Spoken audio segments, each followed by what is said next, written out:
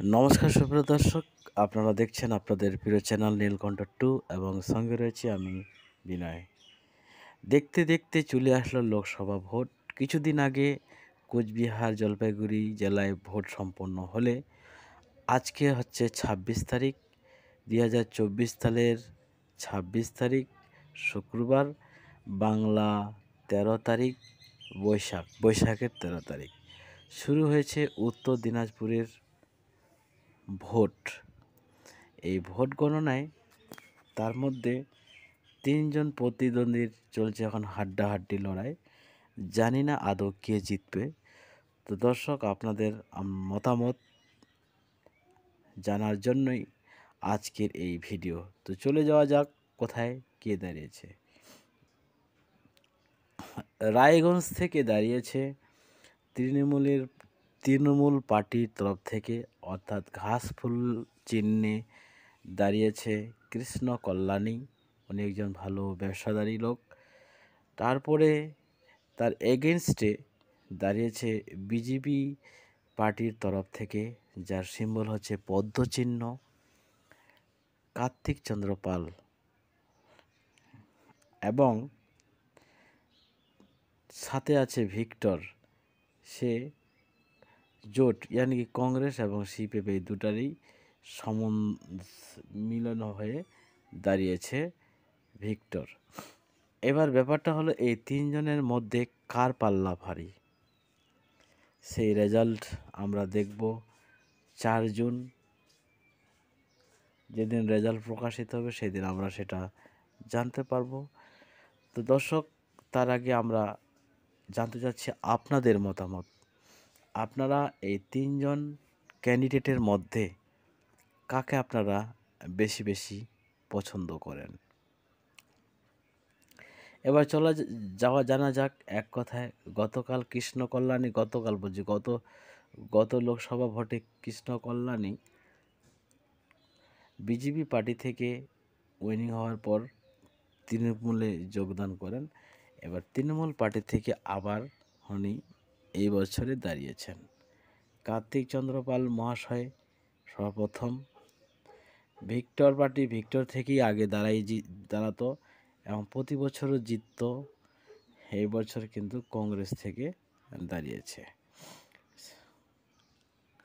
তো সুপ্রিয় দর্শক, আপনারা আপনাদের মতামত জানাবেন। আপনারা কাকে বেশি পছন্দ করেন এবং কে জিতলে আপনাদের পক্ষে ভালো হবে। তো সবার প্রথমে আমি আপনাদেরকে জানাবো, আপনারা যদি তৃণমূল পার্টির সমর্থক হন তাহলে আপনারা অবশ্যই লাইক করবেন।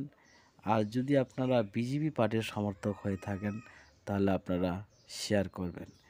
এরপরে আমি দেখব যে আপনারা কাকে বেশি পছন্দ করছেন এবং আপনাদের এই লাইক এবং শেয়ার বোতামের মাধ্যমেই আমি জেনে যাব যে এই বছর রায়গঞ্জ থেকে উনি জিতবে।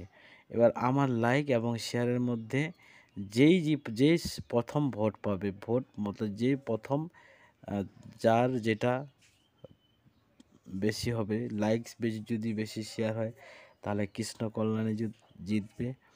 আর যদি কার্তিক চন্দ্র পাল জিতে তাহলে অবশ্যই শেয়ার বেশি হলে উনি জিতবে। এটার উপর ডিপেন্ড করবে। আপনারাই যে ভোট দেবেন আপনাদের ভোটের উপরেই এবার ভোট জিতবে। এবার ভিক্টরকে যদি আপনারা জিতে যেতাম তাহলে অবশ্যই কমেন্টে গিয়ে লিখে দিবেন ভিক্টর।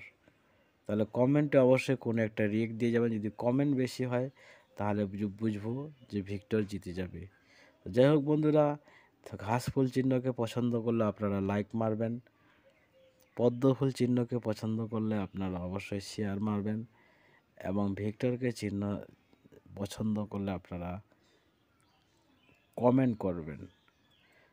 আশা করি আপনারা আমার কথাগুলো বুঝতে পেরেছেন। এবার আপনাদের মতামত আমি জানবো। যদি লাইক বেশি পড়ে তাহলে বুঝে যাব কৃষ্ণ কল্যাণী জিতে গেল।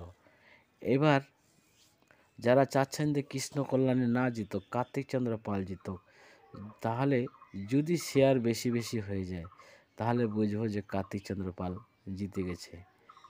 ঠিক আছে। এবার যদি কমেন্ট সবচেয়ে বেশি হয় তাহলে আমি 100% বুঝে যাব যে ভিক্টরকে কেউ আটকাতে পারবে না। এবার আপনারাই বুঝেন আপনারা কাকে জিতাবেন। যদি জিতাতে চান এবং মন থেকে চান তাহলে অবশ্যই আমি যেটা করতে বললাম আপনারা অবশ্যই ওটা করবেন। হ্যাঁ দর্শক, আপনারা যারা এখনও নতুন রয়েছেন অবশ্যই চ্যানেলটা সাবস্ক্রাইব করে দিয়ে বেল আইকনটি প্রেস করবেন। যেদিনকে ভোটের রেজাল্ট প্রকাশিত হবে, কে জিতলো, কি কয়টা আসন পেল, আমি আমার এই নীলকণ্ঠ টু চ্যানেলে সেটা পাবলিশ করব। আর আপনারা অবশ্যই চ্যানেলের সঙ্গে জড়িয়ে থাকবেন, নাহলে খবর নিউজ পড়লে আপনারা সেখানেও শুনতে পারবেন এবং আমাদের চ্যানেলের মাধ্যমেও শুনতে পারবেন।